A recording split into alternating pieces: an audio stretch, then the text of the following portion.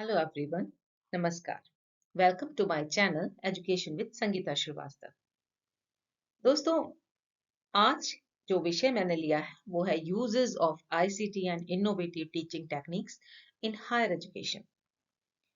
Corona काल में हमने देखा कि हम बहुत जल्दी से ऑनलाइन एजुकेशन को, जितना हम सोचते थे कि बहुत टाइम लग जाएगा, उतनी ही तेजी से हम भारतीयों ने उसे अडॉप्ट कर लिया और उसमें सफलतापूर्वक अपनी क्लासेस भी ली और बहुत सारे तरीकों में हम आगे भी बढ़ गए। तो ऐसे ही आप एक एग्जांपल और ले सकते हैं। डिजिटल टेक्नोलॉजी में, डिजिटल पेमेंट में भारतीयों ने सीखने में देर नहीं की। न्यू एजुकेशन पॉलिसी इस समय का सबसे बड़ा एक चेंज है। बहुत जल्दी ये लागू हो चुका है और हमको बहुत जल्दी इसके साथ में एडजस्ट भी करना होगा। तो देर ना करते हुए आज मैं अपने इस वीडियो के माध्यम से हायर एजुकेशन में हम इनोवेटिव टेक्निक्स को और आईसीटी का यूज करते हुए उन टेक्निक्स को कैसे आगे बढ़ा सकते हैं और student involvement, constructive approaches, collaboration, cooperation को किस तरीके से तेजी से अपने हायर एजुकेशन में अडॉप्ट कर सकते हैं, क्योंकि वही इस समय नीड है इस सिनेरियो में। तो चलिए शुरू करते हैं। सबसे पहली बात जो हम सब जानते हैं कि टीचिंग लर्निंग का उद्देश्य ही नॉलेज होता है, लेकिन बेसिकली क्वेश्चन है कि नॉलेज एक्वायर कैसे की जाती है। क्या ये जो हम लेक्चर मेथड अडॉप्ट करते हैं, क्या ये क्लासरूम टीचिंग जो है वही ठीक है? ट्रांसमिशन ऑफ नॉलेज उसी से ज्यादा गेन होता है। No doubt lecture is a very good method. बहुत अच्छे तरीका है ये अपनी बात को जल्दी से पहुंचाने का, कंसेप्ट्स को कम समय में कवर करने का। लेकिन फिर भी नॉलेज कंस्ट्रक्ट करने के अभी हम अपने ही लेक्चर को कुछ नई टेक्निक्स का यूज करके अच्छा अच्छा बना सकते हैं और वो टेक्निक्स के माध्यम से हम अपनी टीचिंग को ज्यादा कोऑपरेटिव, कोलैबोरेटिव और लर्नर सेंटर्ड बना देते हैं। कुल मिलाकर हमारी जो नॉलेज है वो केवल थ्योरेटिकल या ट्रांसमिशन नहीं रहता है, बल्कि नॉलेज जो पार है वो बच्चों तक पहुंच जाती है। तो किस तरीके से हम हायर एजुकेशन के स्टूडेंट्स को इस तरीके की लर्निंग के लिए तैयार कर सकते हैं, इसे समझते हैं। सबसे पहली बात, हम यहाँ पर आईसीटी के यूज की बात कर रहे हैं तो टेक्नोलॉजी और टेक्निक दो शब्द हैं जिनमें हम लोग सोचते हैं, परेशान होते हैं कि इन दोनों में समानता है। टेक से बने हैं दोनों शब्द, इसलिए दोनों समानता है, कला है। टेक भी आर्ट का मतलब है आर्टिस्टिक होने, आर्ट किसी चीज का प्रोसीजर, एक अलग तरीके का प्रेजेंट करना। But technology is the use of principles of science in appliances और गैजेट। तो टेक्नोलॉजी पूरी तरीके से जो हम प्रिंसिपल्स को यूज करते हैं उससे संबंधित कोई टूल्स बन जाना, कोई नई तरीका आ जाना, ये सब हमारी आईसीटी के, जैसे हम इंफॉर्मेशन को आगे तक बढ़ाने, कम्युनिकेट करने के लिए जितनी टेक्नोलॉजी का डेवलपमेंट हो गया और उन सब के माध्यम से अगर हम अपने शिक्षा शिक्षा क्या है कि हम कम्युनिकेट कर सकें, इंफॉर्मेशन को ऐसे आगे पहुंचा सकें कि वो स्टूडेंट खुद से नॉलेज कंस्ट्रक्ट कर सके और उससे वो बेनिफिट लेते हुए अपने आप खुद उसमें इन्वॉल्वमेंट लाए। तो ये टेक्नोलॉजी का यूज हम हायर एजुकेशन में करते हैं। बाकी सब चीजें जो हम लोग इसमें टर्म यूज करते हैं वो स्ट्रैटेजी है। किसी भी काम को करने की जो आइडियोलॉजी होती है, doing any task, that is strategy. और जब हम उस स्ट्रैटेजी के माफिक जो कोई प्लान बनाते हैं, फ्रॉम राइट स्टार्टिंग से एंड तक का जो प्लान बनता है, वो हमारी अप्रोच है किसी वर्क को करने के लिए। और फिर आता है हमारा मेथड एंड टेक्निक्स। अब देखिए, पर्टिकुलर प्रोसीजर होता है किसी काम को करने का। कोई खिलाड़ी खेलते हैं तो उनका एक मेथड होता है कि इस तरीके से वो खेलना है। कोई भी खेल हो, आप क्रिकेट ले लीजिए, तो उसमें एक मैथोलॉजी होती है कि आप बॉल आएगी और बैट से हिट करना है। तो जो अनजान होते हैं उनके लिए सबके खेल एक जैसा होता है, लेकिन नहीं, ऐसा नहीं है। उसमें जो एफिशिएंट प्रोसीजर अपनाते हैं, जो एक एक थोड़ी सी कला उसमें डालते हैं, कोई कलाई का मोड़ को घुमाओ, कोई अपनी बॉडी पोस्चर, और उससे उसी चीज को जो कि हिट करना है उसको ही बहुत ज्यादा इफेक्टिव बना लेते हैं। तो टेक्निक जो है वो मेथड का भी एफिशिएंट प्रोसीजर है, वो हमारी टेक्निक होती है। और अगर हम अपनी सिंपल से सिंपल टीचिंग में अगर टेक्निक्स का यूज करते हैं तो वो लर्नर सेंटर्ड बन जाती हैं और वो बहुत अच्छी रहती हैं। नेक्स्ट देखिए कि एनईपी 2020 जो कि अब लागू हो चुकी है, 2020 में लागू हुई। अगर हम हायर एजुकेशन के उसके एस्पेक्ट्स को, उसके पॉइंट्स को देखें, तो पॉइंट 24.3 में साफ लिखा है कि training development to be effective online educator, teacher को ऑनलाइन एजुकेटर के फॉर्म में डेवलप होना चाहिए, और जो हम लोग हो भी रहे हैं, काफी हो भी चुके हैं। पॉइंट जी पेज नंबर 59 पर एनईपी में लिखा हुआ है कि ऑनलाइन एजुकेशन तक ही नहीं रहना है सीमित, लेकिन हमको क्या करना है कि experiential and activity based learning करानी है, जिससे कि हम स्क्रीन बेस्ड एजुकेशन, जो कि हमारी सोशल अफेक्टिव डोमेन साइकोमोटर जो डायमेंशन है लर्निंग का, उसको इग्नोर कर सकती है। तो ऐसा नहीं रखना, हमें एक अच्छा ब्लेंड बनाना है, एक ब्लेंडेड फॉर्म में हम ऑनलाइन ऑफलाइन को जोड़ सकें और एक्सपीरियंशियल लर्निंग को क्रिएट कर सकें। अब ओनली लेक्चर अगर हम पुराने मेथड्स को अडॉप्ट करते हैं, तो हम एक्सपीरियंशियल लर्निंग को नहीं ला पाएंगे, एक्टिविटी बेस्ड लर्निंग को डेवलप नहीं कर पाएंगे। और एक और बात इसमें कही गई है कि teacher will undergo rigorous training in learner centric pedagogy. अब लर्नर सेंट्रिक पेडागोगी के लिए बहुत सारे वर्कशॉप्स होते रहते हैं, ज्यादातर टीचर्स उसको जाके उनमें शामिल होते हैं, उसमें पार्टिसिपेट करते हैं और उन्हें सीखते हैं। और इसी कड़ी में एनईपी को सक्सेसफुल करने के लिए मैंने भी ये प्रयास सोचा कि इसको यूट्यूब से शेयर किया जाए। इंपॉर्टेंस क्या है टेक्नोलॉजी की इस पूरे प्रेजेंट सिनेरियो में? Any time learning, any time anywhere, ये सबसे पहला इसका सिद्धांत है कि लर्निंग किसी भी टाइम, कभी भी बच्चा जब उसकी इच्छा हो, जब उसकी सचमुच डिजायर है कि वो कुछ सीखे, वो तभी सीख सकता है। Not every one learn on the same day and same way. तो हम जो लेक्चर मेथड से सिखाते हैं वो पूरे सभी ने सीख लिया, ऐसा कैसे पॉसिबल है? इंडिविजुअल डिफरेंसेस होते हैं, तो वो बाद में भी सीख सकता है। तो उसे हमें आईसीटी के माध्यम से, एलएमएस के माध्यम से, या किसी और भी तरीकों को अपनाते हुए, आजकल मोबाइल लर्निंग है, तो उसका भी, हमारी मोबाइल लर्निंग इतनी ज्यादा सक्सेसफुल हो सकती है इंडिया में, क्योंकि मोस्ट प्रोबेबली सभी के साथ के पास अब मोबाइल अवेलेबल होने लगे हैं। दूसरी बात इसमें आती है कि कंस्ट्रक्ट होती है नॉलेज, हेल्प करती है हमें आईसीटी का यूज करना, टेक्नोलॉजी का यूज करना, नॉलेज कंस्ट्रक्ट करने में ये बहुत आसानी बना देती है।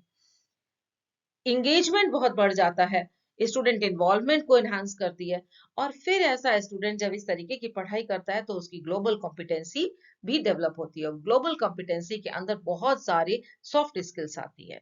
तो हमारी क्लासरूम जो लर्निंग है, जो टीचिंग है, वन साइड टीचर, वो अब चेंज हो जानी चाहिए, और स्कूलिंग या कॉलेज हमारा कि एनी टाइम एनीवेयर आ जाना चाहिए, जो कि हमारे इसके माध्यम से, ऑनलाइन टीचिंग के माध्यम से, हमारे आईसीटी के टूल्स के माध्यम से वो डेवलप हो सके।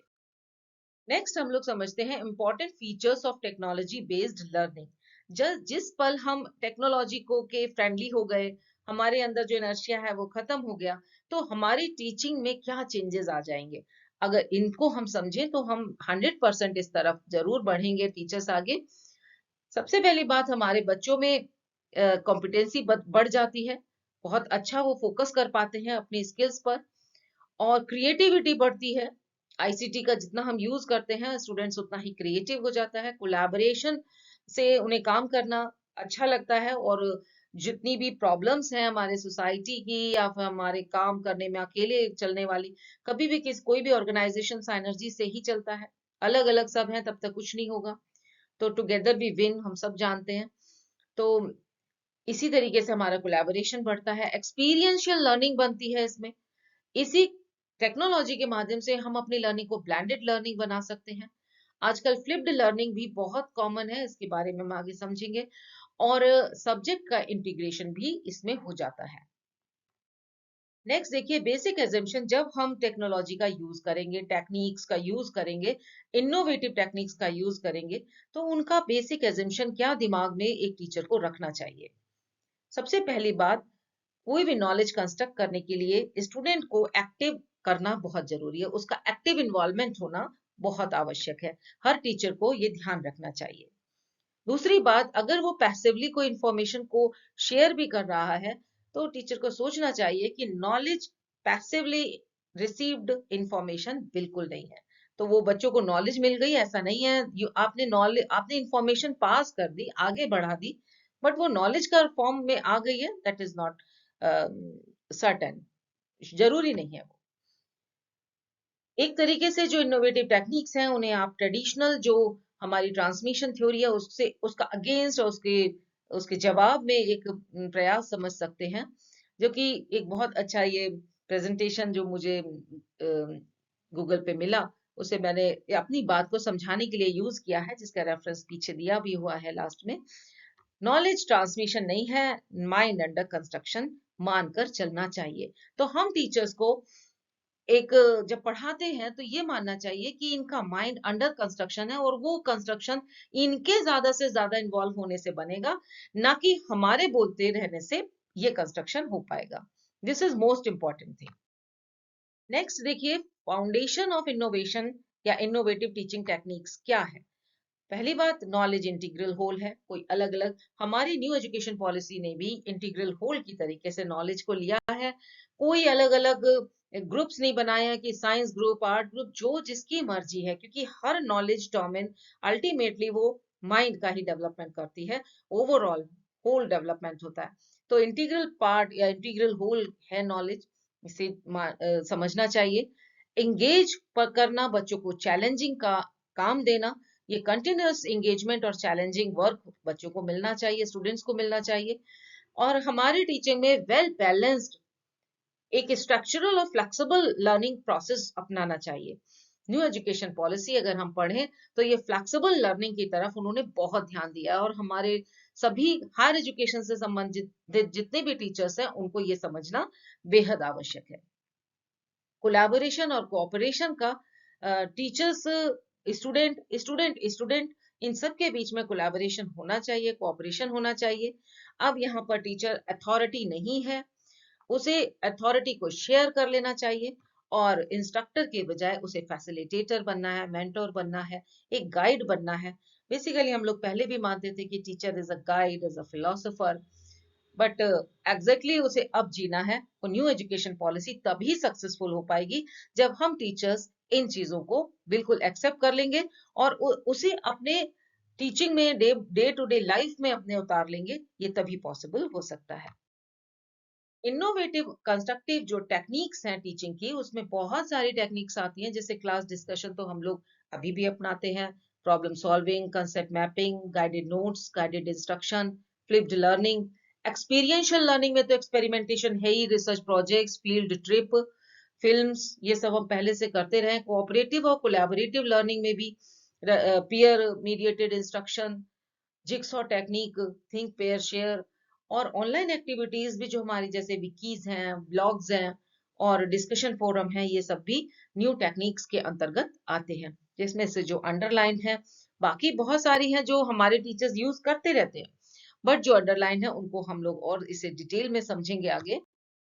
गाइडेड नोट्स, देखिए गाइडेड नोट्स, स्टूडेंट जब हम टीच करते हैं, जब हम लेक्चर देते हैं, स्टूडेंट अपनी मर्जी से नोट करता है, कभी वो मिस कर देता है, कभी एक चीज लिखने में दो आगे की सुनना भूल जाता है। ऐसे में अगर टीचर पहले से जो हमारा लेक्चर है उसको पहले से एक फ्रेम बना के, अभी टेम्पलेट में दिखाती हूँ, उसे बनाकर वो हैंड आउट बच्चों को दे दे, वो आप मोबाइल के माध्यम से भी शेयर कर सकते हैं, अगर आपके यहाँ एलएमएस है उसके माध्यम से शेयर कर सकते हैं, या फिर आप पहले एक दिन पहले भी बच्चों को बता सकते हैं कि आप अपनी कॉपी में ऐसे ऐसे स्पेस छोड़ते हुए ये हेडिंग्स लिख कर लाना। और फिर टीचर जब लेक्चर देता है उस समय वो स्टूडेंट उन्हीं पॉइंट्स पर लिखता है, तो वो गाइडेड नोट्स हो जाते हैं। ये नोट्स बहुत अच्छे रहते हैं क्योंकि अनऑर्गेनाइज्ड लेक्चर नहीं रहता है, जो हमारी लेक्चर है वो अनऑर्गेनाइज्ड होता है, ये वेल ऑर्गेनाइज्ड हो जाते हैं, स्टूडेंट ज्यादा एक्टिव पार्टिसिपेट करते हैं। और इफेक्टिव नोट्स बनाने जो कोई नहीं सिखाता है, तो वो ऑटोमेटिकली बच्चे सीख जाते हैं, स्टूडेंट सीख जाते हैं। नोट टेकिंग जो प्रॉब्लम्स हैं उनसे छुटकारा मिल जाता है, कोई कंसेप्ट छूट गया तो बाद में बच्चा उसे पूरा कर सकता है, नेक्स्ट दूसरे पे आ जाता है। और फिर लेक्चरर भी जो है, जो टीचर पढ़ा रहा है, अपने लेक्चर दे रहा है, वो भी ऑफ ट्रैक नहीं होता है, अच्छी तरीके से वो अपनी ट्रैक पर ही चलता है और अपनी जो लेक्चर है उसे जल्दी से कंप्लीट कर पाता है। अब क्या टेम्पलेट, अभी मैंने कहा कि एक टेम्पलेट दे देना चाहिए, अपना नाम, टॉपिक, क्या पढ़ाना है, क्लास वगैरह लिख के। उसके बाद के डब्ल्यू एनालिसिस का एक टेबल जरूर बच्चों को देना चाहिए कि वो क्या जानते हैं, क्या जानना चाहते हैं, और जब वो लर्न कर लें, वो सीख जाएं, लेक्चर हो जाए, उसके बाद उसमें वो लिखें कि उन्होंने आज क्या सीखा। फिर उसके बाद टीचर की कंसेप्ट उसमें लिख सकता है, इसमें आगे 8 लाइन छोड़ दीजिए, सपोर्टिंग आइडियाज इसमें 2-2 3-3 या 5-5 लाइन छोड़ दीजिए। फिर उसके बाद पीयर डिस्कशन के लिए उसमें हाईलाइट कीजिए कि उसमें कौन कौन से पॉइंट्स इन्होंने बिल्कुल कंफर्म कर लिए, क्लियर कर लिए। और फिर लास्ट में टीचर एक क्विज के माध्यम से या क्वेश्चनर के माध्यम से उस लर्निंग को असेस कर सकता है। So in this way guided notes जो हम लेक्चर लेते हैं उसी को थोड़ा सा मॉडिफाई करना है, और बहुत अच्छी टेक्निक ये टीचर्स के हाथ में आ जाती है। इसी तरीके की एक टेक्निक है गाइडेड इंस्ट्रक्शन टेक्निक। इस टेक्निक में टीचर और स्टूडेंट के बीच में ज्यादा से ज्यादा इंटरेक्शन रहता है।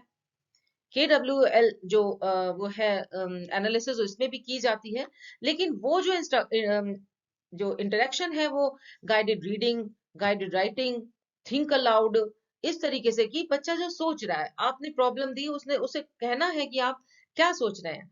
अगर रास्ते जो सोच रहा है, जो उसके सॉल्यूशन सोच रहा है, उसमें आप गाइड करेंगे। जैसे एक बिल्डिंग बनती है, आप उसमें स्कैफोल्डिंग करते हैं, क्वेश्चन प्रॉम्प्टिंग, क्यूज, ये सारी चीजों के माध्यम से वो बच्चे को एक्टिव रखना और उसके माध्यम से इंस्ट्रक्शन देना। तो ये भी हमारे लेक्चर, जो हमारा सिंपल लेक्चर चलता है जिसको सभी हम लोग अडॉप्ट करते हैं, उसको ही थोड़ा सा मॉडिफाई करके हम इन दोनों टेक्निक्स का यूज कर सकते हैं। नेक्स्ट देखिए फ्लिप्ड लर्निंग। नॉर्मली हम लर्निंग का प्रोसेस क्या अपनाते हैं? ट्रेडिशनल, पहले क्लास लेक्चर, पैसिव लिसनिंग बच्चों ने की, फिर उसके बाद उनको होम एक्सरसाइज या इंडिविजुअल एफर्ट्स कुछ दे दिए कि अब आप घर जाकर ये कीजिए। लेकिन अगर हम इसको पलट दें, पहले होम स्टडी मटेरियल दें। अब मटेरियल देने का तरीका क्या हो सकता है? हो सकता है आप कुछ हैंड आउट, कुछ मोबाइल से आप उसको शेयर कर दीजिए, कुछ मटेरियल उनको पढ़ने को दीजिए, और कुछ अगर आप क्लासरूम, ऑनलाइन क्लासरूम बनाते हैं तो उसके माध्यम से आप उन्हें स्टडी मटेरियल प्रोवाइड कर दीजिए। फिर उसके बाद आप उसके अकॉर्डिंग उस स्टडी मटेरियल में उनसे कहिए कि वो पढ़ें और उसमें से क्वेश्चंस निकाल के लाएं। और नेक्स्ट डे जब आप क्लास लें तो उसमें क्लास एक्टिविटीज में प्रॉब्लम सॉल्विंग, ग्रुप में प्रॉब्लम को सॉल्व करना, कोलैबोरेटिव वर्क के माध्यम से वो प्रॉब्लम्स को सॉल्व करना, और जो समझ में नहीं आया उन पे ज्यादा हाईलाइट करना। तो एक तरीके से आप अपने ट्रेडिशनल जो टीचिंग है उसको जरा सा बिल्कुल पलट दिया है। प्रोसेस को वही रखना है बट पलट दिया है थोड़ा सा, और टीचर पूरी तरीके से ध्यान रखते हुए स्टूडेंट्स को थोड़ा खुद से सेल्फ लर्निंग की तरफ ले जाता है और फिर उसकी प्रॉब्लम्स को सॉर्ट आउट करता है। बहुत अच्छी टेक्निक है जिक्सॉ, जिसको कि डेवलप किया गया 1970s में एडॉन्सन के द्वारा, कैलिफोर्निया यूनिवर्सिटी, टेक्सास यूनिवर्सिटी में इन्होंने, और इनको ये बहुत ही अच्छी साइकोलॉजिस्ट है, इन्होंने बहुत अच्छी ये टेक्निक डेवलप की, जिसमें बच्चों के हेट्रोजेनस ग्रुप को एक साथ में ग्रुपिंग कर देना। कोई भी अगर छोटी क्लास है आपकी, पीजी लेवल के स्टूडेंट्स हैं, अपने जो भी कंटेंट आप पढ़ा रहे हैं उनको चंक्स में बांट देना, 4 के, 5 के, 3 के, जैसा भी हो। और फिर उसके बाद एक एक चंक हर ग्रुप को दे देना कि आप इसको डिस्कस कीजिए, अच्छे से समझिए, और मटेरियल टीचर ही प्रोवाइड करेगा। कैसे समझना है, आप उनको मटेरियल क्या दे रहे हैं, आप उन्हें ऑडियो, उन्हें वीडियो, उन्हें रिटिन वर्क, रिटिन हैंड आउट या हैंडमेड नोट्स, कुछ भी दे सकते हैं कि आप इस कंसेप्ट को क्लियर कीजिए। दूसरा ग्रुप सेकंड नंबर को क्लियर कर रहा है, तीसरा तीसरी कंसेप्ट को क्लियर कर रहा है, यानी कि एक ही कंटेंट के 4 चंक्स आपने बनाए और वो क्लास में डिस्ट्रीब्यूट कर दिए। फिर वो बच्चे बढ़ जाते हैं, ये एक्सपर्ट ग्रुप है। फिर उसके बाद वो अपने अलग ग्रुप में आ जाते हैं, हेट्रोजेनस ग्रुप बन जाता है, और फिर प्रत्येक स्टूडेंट बाकियों को समझाता है। इसमें और ज्यादा डेवलपमेंट भी हुए, जिसमें कि जिक्सॉ 1, 2, रिवर्स, इसमें हेट्रोजेनस ग्रुप पहले बन जाते हैं, बाद में एक्सपर्ट ग्रुप में जाते हैं। इस तरीके की डिफरेंसेस, चेंजेस करके भी ग्रुप बनाए जा सकते हैं। ये मैंने एक एग्जांपल लिया है पॉल्यूशन का। मान लीजिए टाइप्स ऑफ पॉल्यूशन में वाटर, एयर एंड सॉइल है, तो 3 ग्रुप बना के वाटर, एयर और सॉइल 3 बच्चों को दिए। इन्हें पहले एक ग्रुप यानी एक्सपर्ट ग्रुप में ले गए, वहां पर हमने वाटर वालों को केवल वाटर में का ही स्टडी मटेरियल दिया, सॉइल पॉल्यूशन से संबंधित स्टडी मटेरियल इन्हें, और तीसरा जो है वो एयर पॉल्यूशन से संबंधित तीसरे ग्रुप को दे दिया। और फिर वो एक्सपर्ट ग्रुप के बाद वो अपने ग्रुप में जाते हैं, और कई बार आप इसे ऐसे भी चेंज कर सकते हैं, वो ग्रुप को ना पढ़ाकर पूरी क्लास में क्लियर करें, पूरी क्लास को पढ़ाएं। तो ये डिस्कशन हो जाता है, पहले उनको इंडिविजुअल लर्निंग के लिए मोटिवेट करता है। अच्छी टेक्निक है, इसमें थोड़े-थोड़े डिफरेंस के साथ 72 80s और 2003 में रिवर्स जिगसॉ ये ये डेवलप किए गए और इसमें थोड़े-थोड़े चेंजेस आते रहे। इस टेक्निक को भी यूज करना बहुत अच्छा रहता है हायर एजुकेशन में। बेनिफिट है इसके बहुत ज्यादा। देखिए, सस्टेनेबल लर्निंग, बहुत लंबे समय तक ये लर्निंग भूलता नहीं है बच्चा। कोलैबोरेटिव वर्क रहता है, साथ में काम करते हैं, लीडरशिप आती है, कोऑपरेशन, इक्वल अपॉर्चुनिटी सबको मिलती है। बेनिफिट हेटेरोजेनस ग्रुप के मिलते ही हैं और कैपेबिलिटी, रिस्पॉन्सिबिलिटी लेने की आ जाती है और पॉजिटिव डेवलपमेंट होता है, पॉजिटिविटी भी आती है। इसमें असेसमेंट जो है वो आप ग्रुप में भी कर सकते हैं। मान लीजिए, एक और ज्यादा कोलैबोरेशन को डेवलप करने के लिए आप ये भी कर सकते हैं कि इसमें जो मार्क्स देंगे वो सभी ग्रुप में सबको एक साथ दिए जाएंगे। तो ये जो कट थ्रोट कंपटीशन जैसा रहता है वो भी खत्म हो सकता है। नेक्स्ट आता है, ये बहुत अच्छी टेक्निक है, हम लोग इसे क्लास में यूज कर सकते हैं, एज लेक्चर के साथ ही यूज कर सकते हैं। वो है थिंक पेयर शेयर टेक्निक।